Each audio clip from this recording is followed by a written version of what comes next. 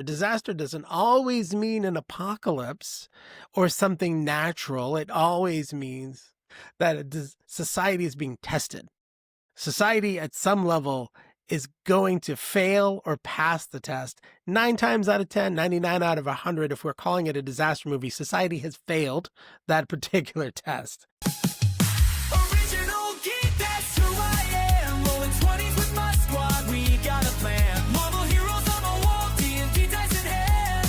Original Geek, across the land. Level up, never gonna give it up. Welcome to Original Geek. This is the All Fandom podcast where we dig into sci-fi, fantasy, comics, and every pop culture obsession that built the multiverse we live in today. So whether you're Gen X, millennial, or just geek curious, welcome to the basement. Hi, I'm Steve Scarfo. And I'm Jeff Shaw, and we'll be your last seat on the evacuation shuttle for today's global collapse. But before we get into our topic, we need a canon corrected.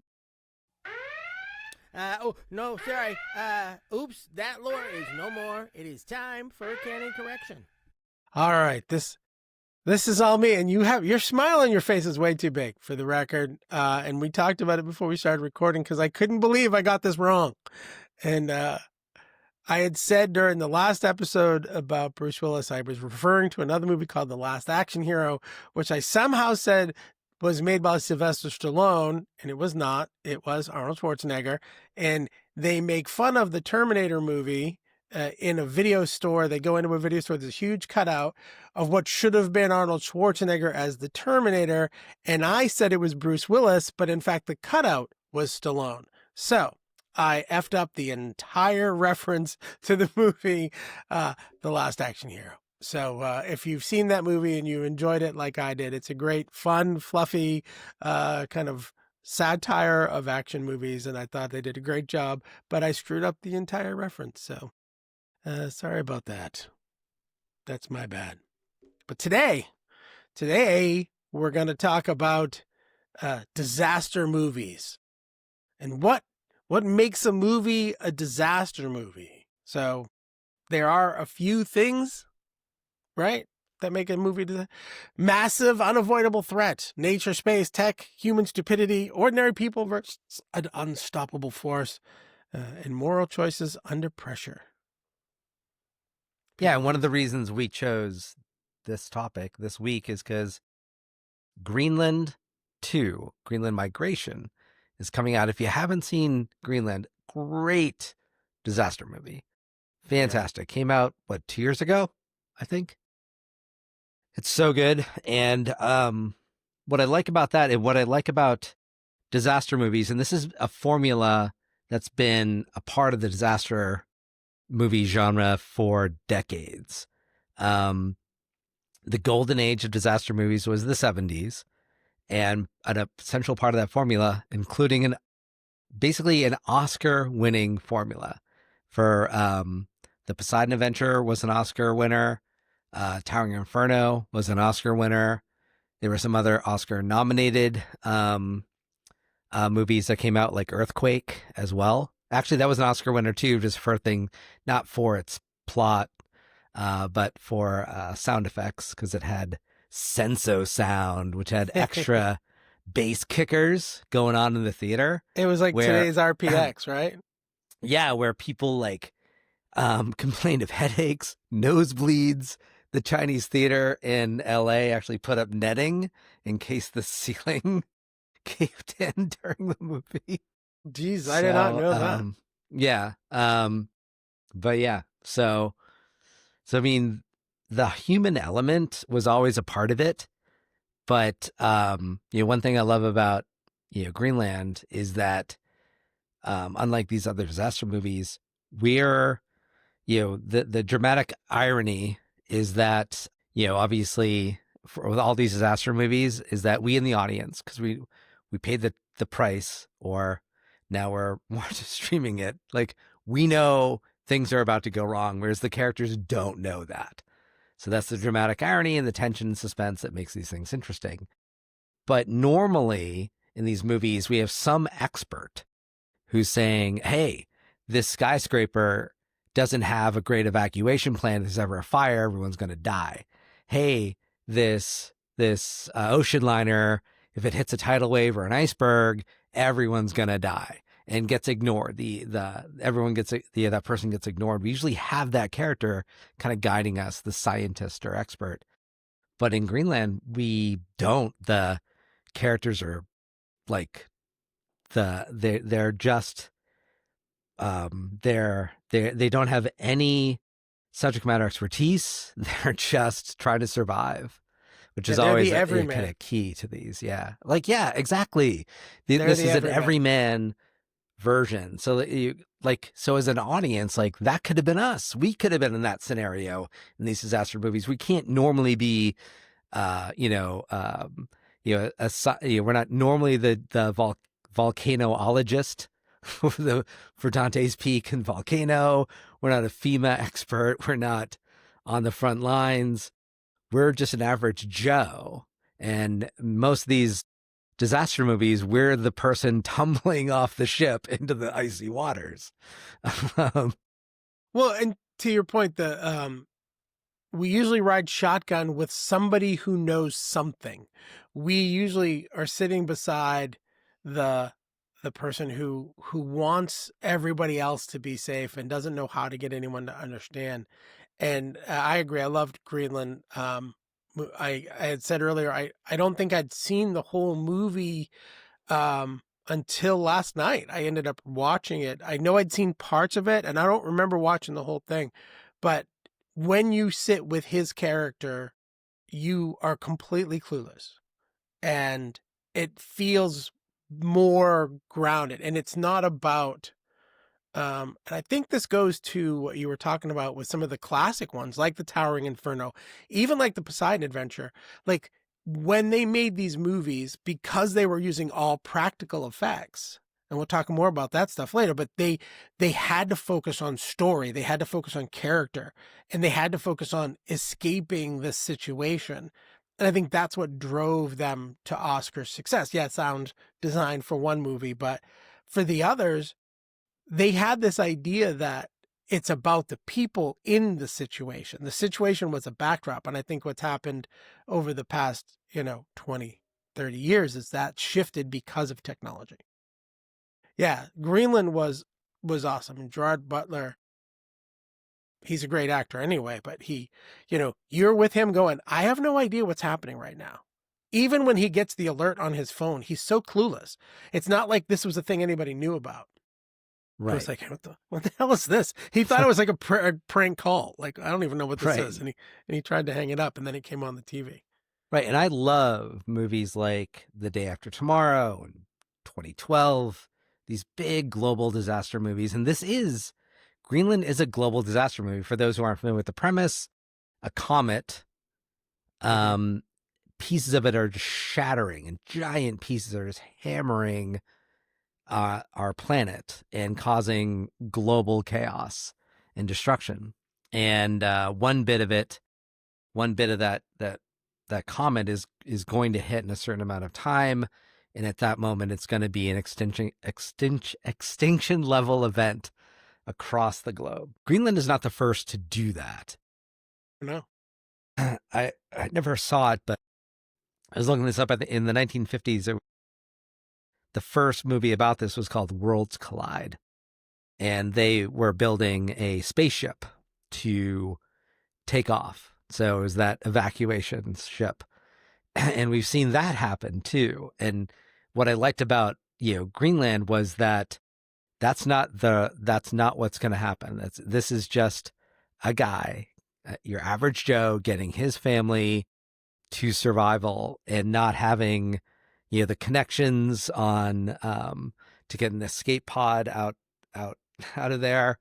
They were just they were going to Greenland because that's where the bunkers were that were built during World War II, during the nuclear Cold War, to survive a nuclear holocaust. Greenland wasn't going to be subjected to nuclear strikes, and therefore that was where the safest bunkers were. So yeah. Yeah, if you think about it, when you compare it to, I laughed a little when you were talking about the the fact that he didn't have any golden ticket, right? In Armageddon, which is another Comet movie, it's all about the golden ticket. Like he's got a specialty that lets him be on the crew that has to go try to destroy the comet, and it's literally a golden ticket movie. It's about as opposite from Greenland as you can get. Another great movie and fun in all other ways, and a lot of great performances. Steve Buscemi in that movie was like, I thought he was hysterical. But this is all about the people, and I was thinking about it while you were talking, and maybe a little bit while we were talking before the show. Is, could that story have been as good if it wasn't a comet extinction level event, right? Would the story of this family getting torn apart and eventually trying to come back together as good without the backdrop of the disaster movie? And I think it would have been. I can't imagine what would have caused a lot of the things that they went through if it hadn't been the disaster. But the story of the people, what you said earlier about it's really about the human level of what we're doing. Right. And and what actually, they're and I going know, I know when I buy my ticket to go to a theater, that big screen and a disaster movie, I want that, all those effects, whether Mhm. they're real or CGI. I want to see the destruction. I want to see all that. Like, that's why I bought my ticket. But like I said, all of these always have some human story, human element. And even if we don't care for it, that's an important part of the formula. Titanic, one of the most successful movies ever. And I when I went to see it initially, I was there for the sinking of the Titanic and everything that was all about that. I thought that Jack, and I'm obviously I'm the minority, I get it. Jack and Rose did not care. The whole like the love story part of it. love story, which I know, like, that's what made that so successful. And really, if it was just a boat sinking, it would not have been as successful. It was their love story that was really a big part of that success. I just didn't care for it. I was ready for this for the sinking. Well, I think in that case, they, and I don't think it was the first one, but they were trying to do double duty, right? They were trying to make a romantic disaster movie, right? Because in Greenland, even in Armageddon, when you kind of know, okay, the outcome is X, right? But we haven't seen X. We don't know what that looks like. Everybody Yeah. knows what happened with the Titanic. If you've, been aware of history at all, the Titanic sunk because it hit an iceberg. No spoilers. But at the end of the day, we didn't, I think they were trying to figure, well, what's going to bring people to a theater to see a movie that, is it just the spectacle of this? And I do remember it was one of the first times, like, the effects were so good because they combined CGI with practical, and like some of those scenes with the boat lifted, that was real sections that they built.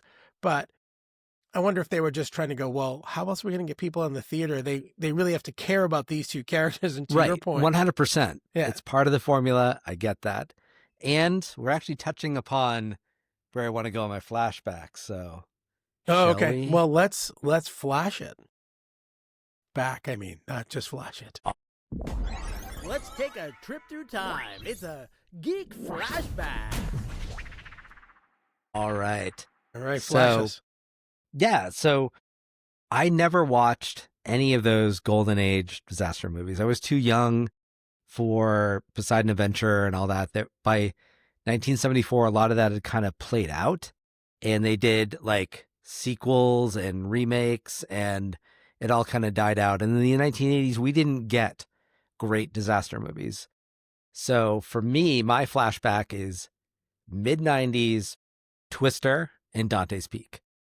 Oh, I know I talked about Titanic, and this is, a little planting the seed for our geek court. I considered a disaster movie a natural disaster movie. And so for me, Twister. And for me, when I saw Twister, I thought all the special effects were amazing. That cow flying around, like, that was awesome. It was cool. And then you had like the the love story. I'm like, boring. Let's get to the action. And then You with don't want to Dante's close Peak, your eyes? yeah. Dante's Peak, I thought, like Pierce Brosnan, he was in the middle of his James Bond run. Like this was a great departure, and a big fan of Pierce Brosnan. And Linda Hamilton of Sarah Connor Terminator fame was in that, and I was a big fan of her as well. And the family, like, a relationship story was not quite as played out as Jack and Rose. Like that was heavy Jack and Rose in Titanic. So we didn't have that quite. So Dante's Peak had that human element, but it wasn't overdone. Dante's Peak was a volcano disaster movie, for those who aren't familiar with it. It came out in 97. And of course, everyone knows Twister. I mean, Twister became a famous ride. We had a great sequel, 20 some odd years later? No, 25 years later, because it just came out last year. Twisters, which was fantastic.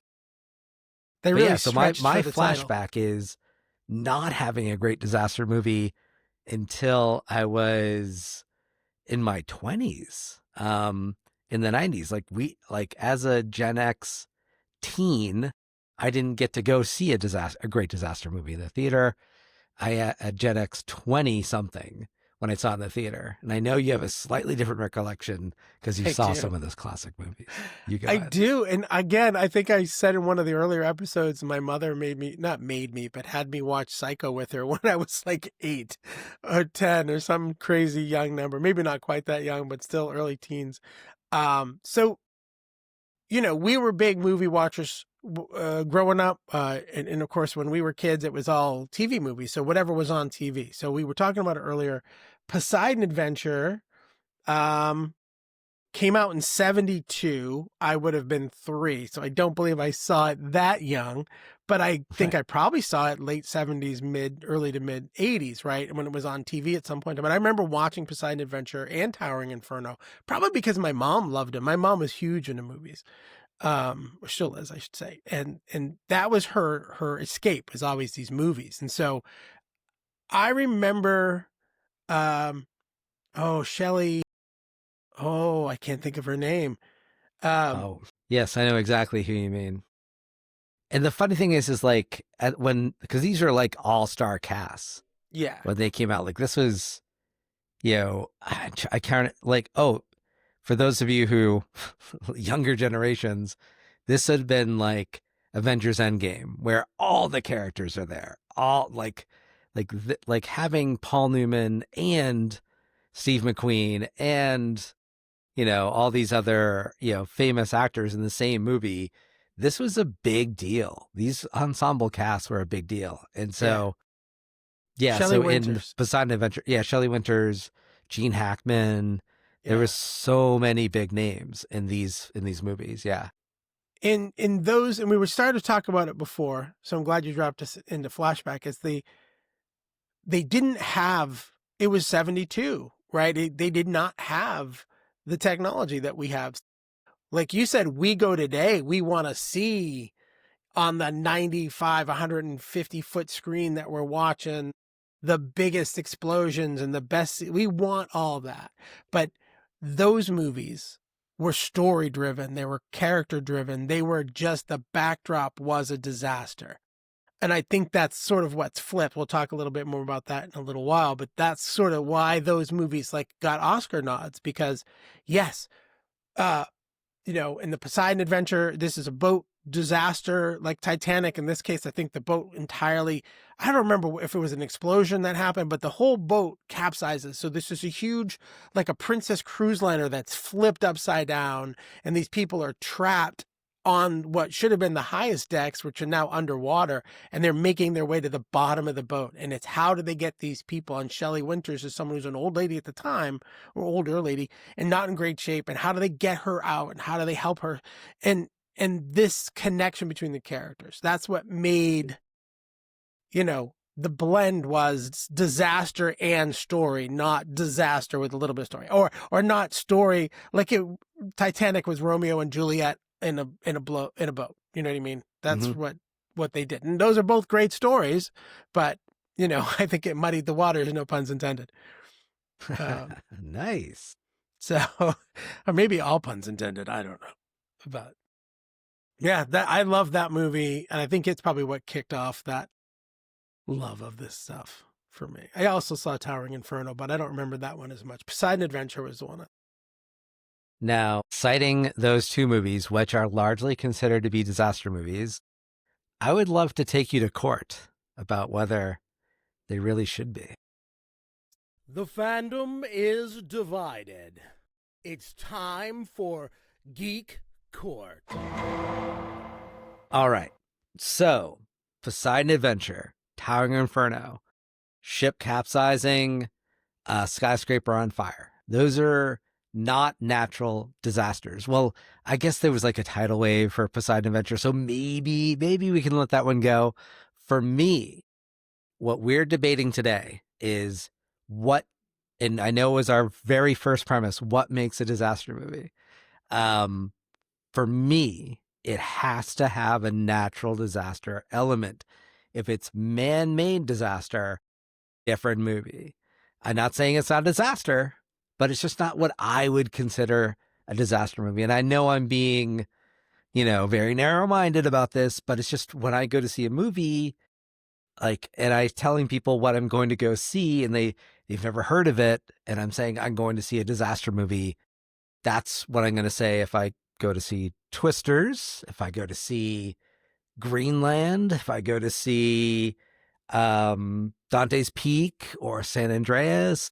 Those are natural disasters. That's what we're expecting when we see a disaster movie. I'm not going to say I'm going to see a disaster movie if I'm going to see Avengers Endgame, or if I'm watching The Walking Dead, or disastrous things happening. Sure, of course. But it's not a disaster movie. It's a zombie movie. It's a Marvel movie. It's a Star Trek movie. It's not a disaster movie. We wouldn't say that. You wouldn't say, oh, I'm going to see the latest disaster movie. Oh, what are you going to see? Avengers Endgame. What are you talking about? And so Titanic, when I saw Titanic, I never said I was going to see a disaster movie. I said I was going to see, I know earlier I referenced it as a disaster movie because it's widely considered to be one. Mm-hmm. I just happen to, I think when I go to see a disaster movie and when I'm advocating for Hollywood to continue to make them, I want a natural disaster.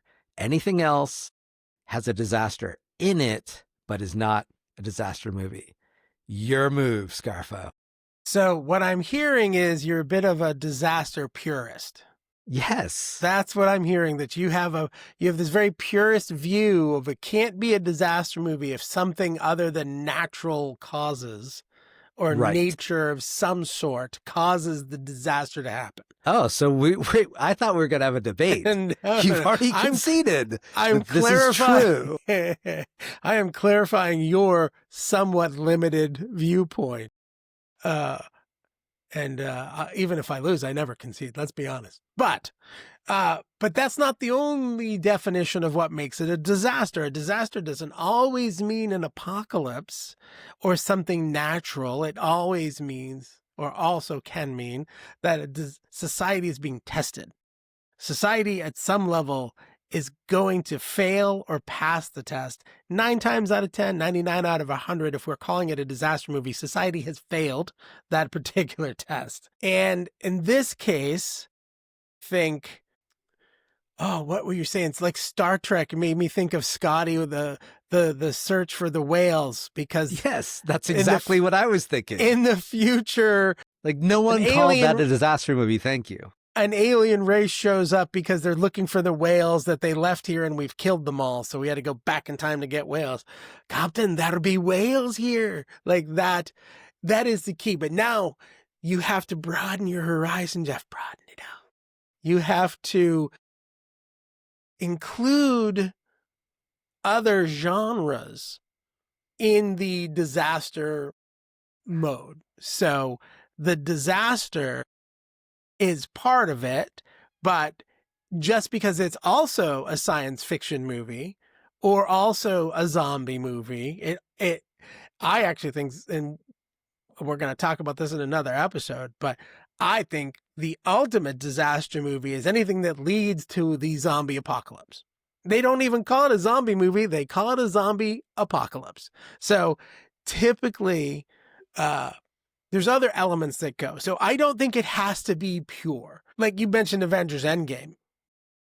Or let's think about any superhero movie. There was a movie called Earthquake in the 70s and The Towering Inferno. Both cases, well, Towering Inferno was just one building. Let's be honest. Die Hard could have been called The Towering Inferno, right? Because one building went up in flames. Okay. An Earthquake, of course, I think is set in LA, but the entire city is shaken to its core. And the level of disaster there is less than in most superhero movies. Look at Avengers, the very first Avengers movie, when the aliens attack and they destroy New York City.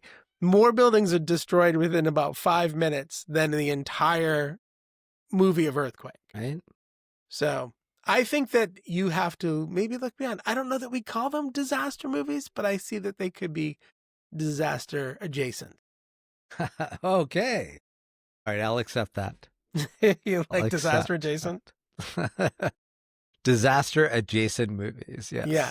Sounds Disaster adjacent. good. Love that. All right. Now we talked about getting into it, but let's talk about how things have gone. Cause we talked about the purism. Let's talk about the where it came from and where it's going.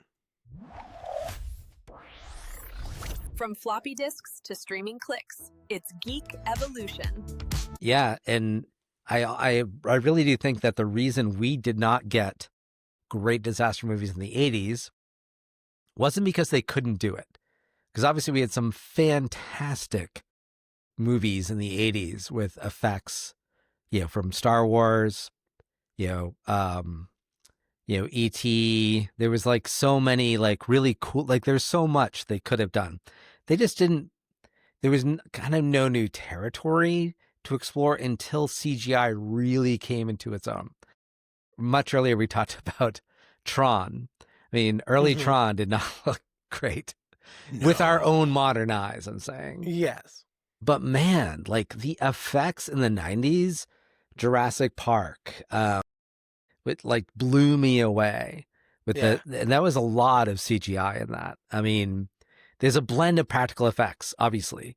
I think, CGI, even today, a pure CGI movie generally isn't as good as one that blends some practical effects with the CGI. I feel like that has the best. And movies like that we got in the 90s that were awesome, Armageddon, Twister, Titanic, had that blend. And because of the advance of CGI, that's when, we got those great movies. Those early, movies though with the practical effects, those were pretty amazing. Because even though I didn't watch, like Poseidon Adventure when it came out, there's this image of a guy. The ship flips over entirely. This gigantic cruise ship flips over entirely. And this guy falling through what was the glass ceiling, but is now the glass floor. And he just burst through that. And it was an amazing practical effect. Yeah, we talked about it. I think, and I'm looking at a list here. So in the 80s, we had The Day After, which is a nuclear war movie, Threads, which I've never heard of, a nuclear war movie, and The Abyss, which is, they call it an oceanic tech disaster, but as I recall, there was some sci-fi on The Abyss because there was that creature. Oh, yeah. Right. I would consider that more of a sci-fi. Like we were talking in Geek Court, like it's definitely disaster adjacent. This isn't pure disaster. But those were the three that came up in the research that I was doing. And none of those, I think that they went from this idea of the story, Towering Inferno, Earthquake. These are story driven, like we were talking about before. In the 90s, they jumped to Independence Day, Deep Impact, Armageddon, these huge special effects CGI movies where the story maybe wasn't as strong, as in some of the other movies. And I think what we're getting to is what you're talking about, is this idea that the story was great, but visually it was blah. I mean, not bad, but like it was okay. It's a stage, it's a set. Then they went all effect and all wow factor for the view, and they kind of forgot about, let's make it a really solid story. They were fun. Armageddon was a fun movie. Like they weren't bad, but I think one of the things Greenland really did well, and we talked about this earlier too, is it didn't have the effects that it used were great. You know, meteors falling from the sky, things blowing up, I'm sure was a combination of CGI and practical explosion. But they used it as a backdrop for a story of a family in struggle. And they brought both this disaster level, great effects, because it made it real. It made it look more real. It's one of the things why, and I might bite my tongue in 5 years, but I don't know that AI filmmaking will ever truly be a problem, at least on the acting level, because I don't know that an AI is ever going to be able to give a really great performance, right? Somewhere ChatGPT is plotting my death. Maybe Gemini, or maybe Shame they're on getting you. together. But Shame on. I think the evolution there is sort of, God, there's an old picture. Our friend Bill Dunbar was a huge, and in fact, Jim and Dave were too, but paintball players. And I remember this evolution of a paintball player image that I saw somewhere. It was like a guy, he was just in shorts and a t-shirt, and then he had longer pants, and then he had real gear, and then he had heavy gear. And as it went, as the player got more and more advanced, he went back to shorts and a t-shirt because he's so good. He evolved from one view all the way right back to that same view, but the experience he had changed. And I think that's what's happening with disaster movies. And that might be a horrible analogy if no one's ever played paintball or know the picture I'm talking about. Maybe I'll try Well, no, to post the it. idea that it starts with the human story and then it got Yeah. bigger and bigger and bigger. And I know like some people felt like 2012 was ridiculous because I think that was like the peak of the global effect because people wanted to see, and it's been a while since I saw that, but like you went and you saw that and you saw like Egypt getting destroyed, Paris getting destroyed, Tokyo getting, like, so often, like those early ones, it was a ship, Poseidon Adventure, a skyscraper, a city, an earthquake with just LA getting affected, to flash forward to A Day After Tomorrow, where we're mostly looking at New York, and New York often is a victim in these in these things because it's so iconic, you know, the buildings and the Statue of Liberty, and so when you see a tidal wave hit New York, it affects you in a certain way. And I think it got 2012 was like the pinnacle of that, where it was global, and you saw all these things getting all these cities and getting affected by the natural disasters. And I understand, like Armageddon, no Independence Day, like I would not have normally, like, disaster movie adjacent, like some people would consider a disaster movie. That's not how I would describe it, but those aliens, destroying so much of the earth in so many different iconic areas. Yeah. Right. And I think then you come around. So I think Greenland's a great example. It is a global catastrophe, but we're focused on this one family, a husband, a wife, and a son. That's it.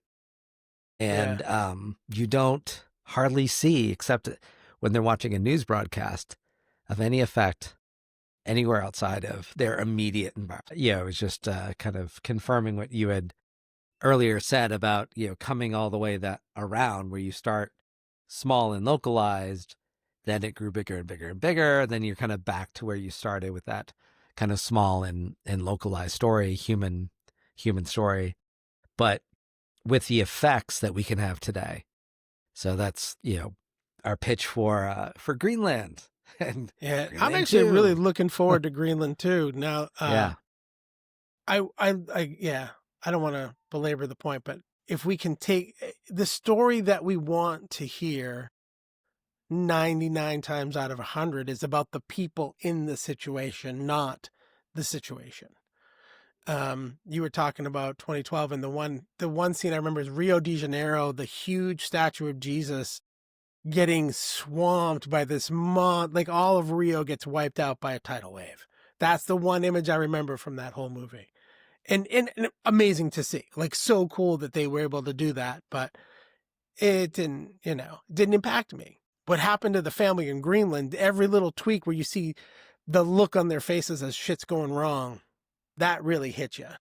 Yeah, because it's like, that would happen to me. Like if there was, the bottom line is that although these things are fantastical, what I think is so effective about a natural disaster movie is that they're you're in that kind of what if, like, oh my God, what if that happens to me? Because my wife's reaction to as kind of rewatching a lot of these disaster movies, she's like, all right, now we got to become preppers. We got Yes. we've got to start stocking up on dry goods. We've got to build our bunker. We've got to get ammo and guns. And it definitely made me think we need a bunker. I was like, holy shit. Made me feel good about living in the highest point. I live in Epping, New Hampshire, and at the highest point in Epping, New Hampshire. Okay, which isn't really saying a lot for high points, like elevation wise. We're not like in the Rocky Mountains. Or anything. You might be at like 25 feet versus 10. Like right. But when that first tidal wave hits, yes, hopefully I'm okay. It's the second one that's going to wipe me out. It'll stop at Rye. It's fine. That first one is not going to hit me. Listen, we're so far inland right now that a good tidal wave just gives us oceanfront property. That's all it's going to do. Your kids don't know how good you've got it. I mean, we've got some great disaster movies that people can go back and watch. I also think, as I'm looking back on some of them, that I was because I rewatched Dante's Peak, and there's certain like effects. I'm like, oh my God, that we can do so much better today.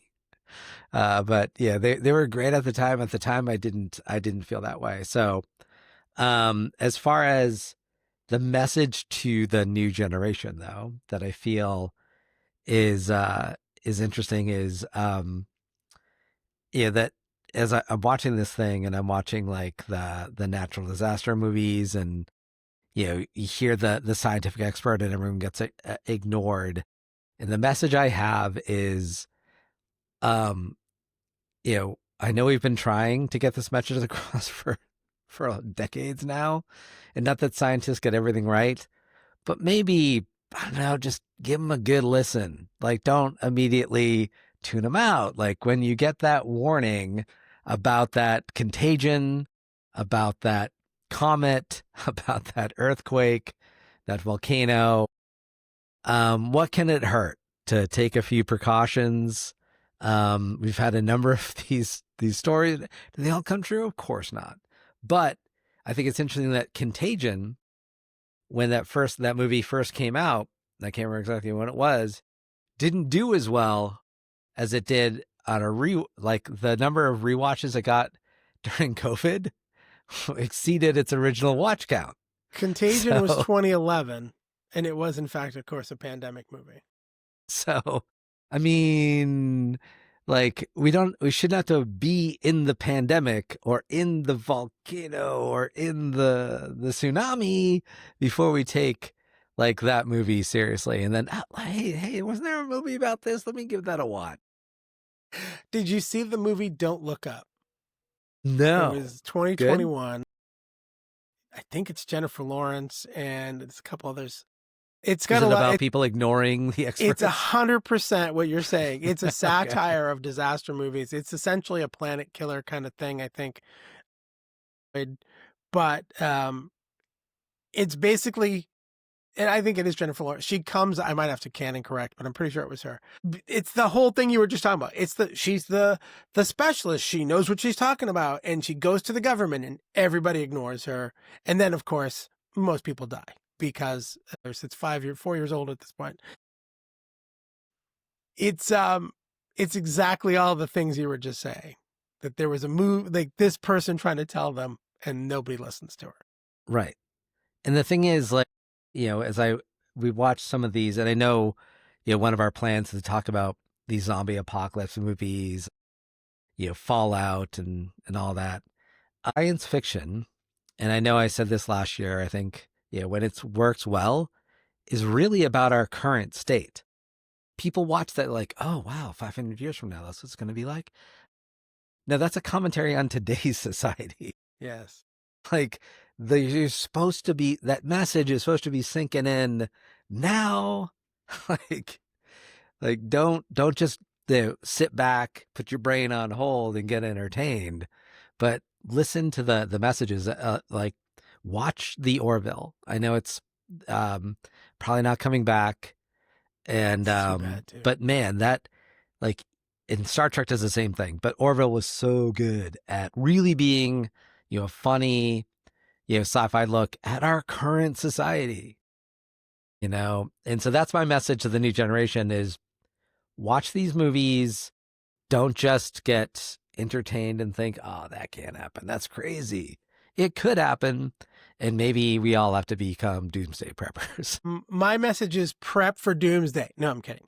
I think my message is more, and I agree with all that, but like in terms of the movies that you're watching and the disaster stuff, don't discount a smaller, I'm going to call it a smaller movie like Greenland, right? We talked a lot about this movie. We were excited for the second one to come out. Yeah, the big spectacles are great, but don't overlook the story, right? We want that blend Jeff was talking about earlier. And that's what I think.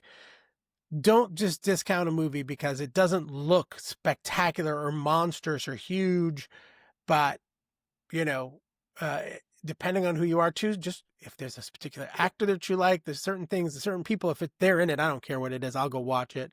But for specifically these kinds of movies, don't overlook a good story just because it may not have the biggest special effects or the biggest CGI. We talked about movies that hopefully some of you guys will go back and watch. And if you're our age and you've seen them, go back and watch them again. Poseidon Adventure. Those are great movies. Yeah, it's not always about the spectacle. But now we're going to talk about the things we did like and the things we didn't. It's critical hits and epic fails. All right. You want to roll us out? No, I've got an epic fail, so you go critical hit. Okay. Well, I don't think it is a surprise that my critical hit is going to be Greenland because we've talked a lot about it already. So I'm not going to dig too deep. We've given you the whole premise of the movie. If you haven't seen it, go see Greenland. Morena Baccarin, Gerard Butler, the guy who plays her dad, I can't think of his name, but he's another famous actor. Great cast, great storytelling. Even there's a couple of side characters that are like bad. They end up kind of being bad guys. Both people, I reckon, solid performances all around. Blends the CGI, everything that we said. It's a great watch. It's tense. There's no real lulls. We talked about it, I think, last time about how they'll shoehorn in a love story where they don't need to. Like they're a married couple and they have a kid. The emotional intent and the drama and the tension is there from the beginning because it's just about saving everybody and make sure everybody gets out alive. So my hit is Greenland. Go see it. Or don't go. Just whatever, watch it online. Yeah, watch it, stream it before the Greenland 2 comes out, and then go see Greenland 2 in the theater. I know it's been a while since we've said go see a movie in the theater, but we're saying it again. I think it was August when we were talking up the new Naked Gun. All right, so my epic fail is a movie I actually really like. I get a kick out of it. I actually bought it. I saw it in the theater. It was Moonfall. I bought it when it was available on Prime Video. So why am I calling Moonfall an epic fail? Because it's an epic fail because it pitched itself incorrectly. So it pitched itself as that disaster movie that I think about, that natural disaster, like the moon's coming closer to the Earth. And what dangers would that present? And that's primarily the way the trailer plays. So, and that entire premise is so ridiculous. And then you watch the trailer, it is full of other ridiculous things like, the character from Game of Thrones. That's that actor that's from Game of Thrones, not the character, obviously. That would be really bad. The actor from Game of Thrones is is this like social media conspiracy scientist that has like free bagels, like, hey, we're the moon's. You know, I told Yeah, that tried to tell John NASA Bradley. the moon's. What's that? John Bradley. John Bradley. The moon's the orbit is getting closer to the Earth, you know, and I'm the one breaking the news, like as if every astronomy student, every guy with a telescope, and of course NASA and other space agencies around the world would already have known this. Like it's like that whole premise was so ridiculous. Of course I was going to go see it. I don't care. I'll watch B movies. I love Sharknado. But if they had Disaster adjacent. if they had just presented it for what it ended up being, spoiler alert, the moon is not really a moon. It's this ancient alien base that's hollow inside. And NASA knew it all along. Well, they held off the Roland Emmerich, who did these disaster movies we've talked about in Love 2012, Day After Tomorrow. He was disaster movie overlord for the 2000s. He was the man until Moonfall destroyed his career, and it was it was not a success at all. I couldn't, like, it was the biggest failure in the 20s, the 2020s at least, for a box office failure. And but if they had just advertised it for what it was, which was a relatively silly concept about the moon being an ancient alien base, I feel like if they had let that be known at the beginning, that would have worked. Although I love the trailer using Bad Moon Rising from John Fogerty, a version of it. Like, I see a bad moon, and then the moon's coming in, and the bad times are on the way, and you can just see all the destruction, and we're in for nasty weather. Yeah, baby. When that moon comes in, all the weather patterns are going to be disrupted. Yes. I loved it. But man, I feel like if they had just not tried to make it seem like a normal disaster movie, that like the moon is getting closer to us, when in fact, anyone that is a scientist knows the moon's actually drifting farther away from the Earth. So you've lost everyone that already knows that, which is every science teacher in the world already knows. So you've lost all of them, and anyone else that cares, and any astronomy person. So you've lost so many people that would have wanted to go see this. And you would have, but that same audience, they love sci-fi. So if you just played that as a sci-fi movie, not a disaster movie, then it would have worked. So epic fail is how it was presented, not the ultimate product, which was just a fun movie. And had they just put it out there as a fun movie, it would have worked. So I agree mostly. I think I disagree a little only in that it wasn't just the way it was presented in terms of the marketing, because I agree with all of the marketing issues, but it was a movie that didn't pick a lane. It was, like you said, science fiction movie, disaster movie. They couldn't figure out what they wanted to do. And had they made it just a pure science fiction movie, this is one of those things we've talked about in the past, one line of text from any one character who turned around and went, how come the moon's coming closer when it's supposed to be going further away? Right? I just fixed half your problems with that movie by one line of text. All it would have taken. And then they were also trying to be kind of playful with the moon. Let's be honest. The moon is a spaceship, is a fucking weird, kind of funky topic. And they didn't play with it. They tried to make it serious. Like if it was a goofy, if it was Galaxy Quest level of silliness, like everyone would have bought in. I love Galaxy Quest. Silliest premises of in the planet for any kind of, but if they tried to be serious and they couldn't pick a lane. So Right. I think it had more troubles than just the marketing. I think he was trying to go too broad an audience. Well, and another disaster movie by another like filmmaker that I love, M. Night Shyamalan, which I almost chose as my epic fail, was The Happening. Yeah. And it's funny because that movie also was a failure, and Mark Wahlberg, who was in it, tried to like distance himself from it. But one of the actresses, no, the actress Zoe Deschanel, she said that it was like a B movie. And then M. Night Shyamalan, I think, heard that. It's like, oh yeah, I was trying to make a B movie. I was trying to do like Creature from the Black Lagoon, like that kind of vibe. Like, no, you were not.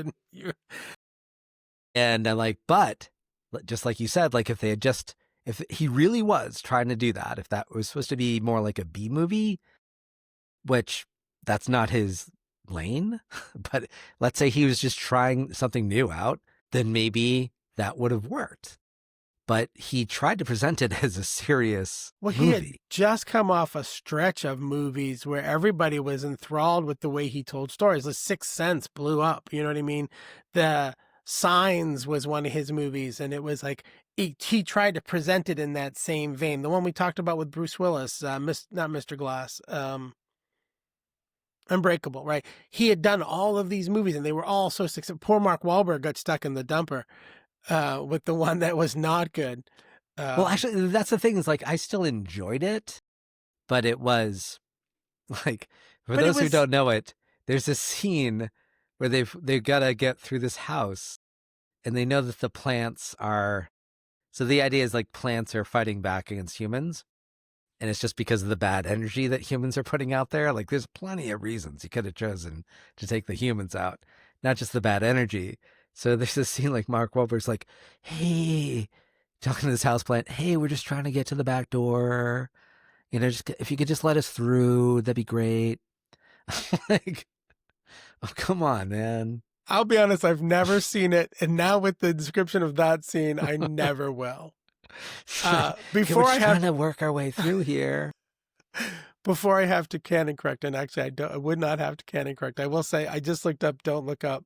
Jennifer Lawrence was the star, but Leonardo DiCaprio, Kate Blanchett, Meryl Streep, Ariana Grande, like it's a list of A-list actors in this satire of that's going back to the heyday of disaster films, having a huge ensemble A-list cast like that.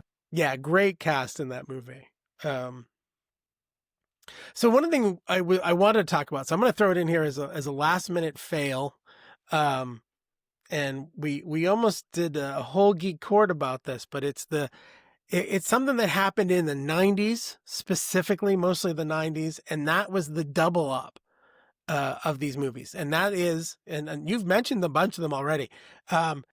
In 1998, there were two asteroid killer movies. There was Deep Impact and Armageddon. In 97, there were two volcano movies, one just called Volcano, one called Dante's Peak. And I think Volcano actually highlighted the L and the A because it was a volcano erupted in LA.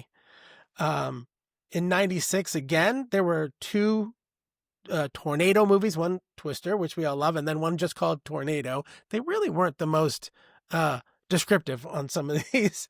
And then alien invasion movies, Independence Day, again, 96, Independence Day and Mars Attacks. And Mars Attacks is just a goofy sci-fi fun movie to watch. So definitely watch Mars Attacks. But then Deep Sea, they had The Abyss, The Leviathan, Deep Star Six. Like, for some reason in the 90s, they did not check with each other at the studio level. People were shopping stories around town, and it seems like periodically two of them would go, let's buy the concept, and then they develop their own script, and then two movies would come out that were almost identical, and it happened for like a decade.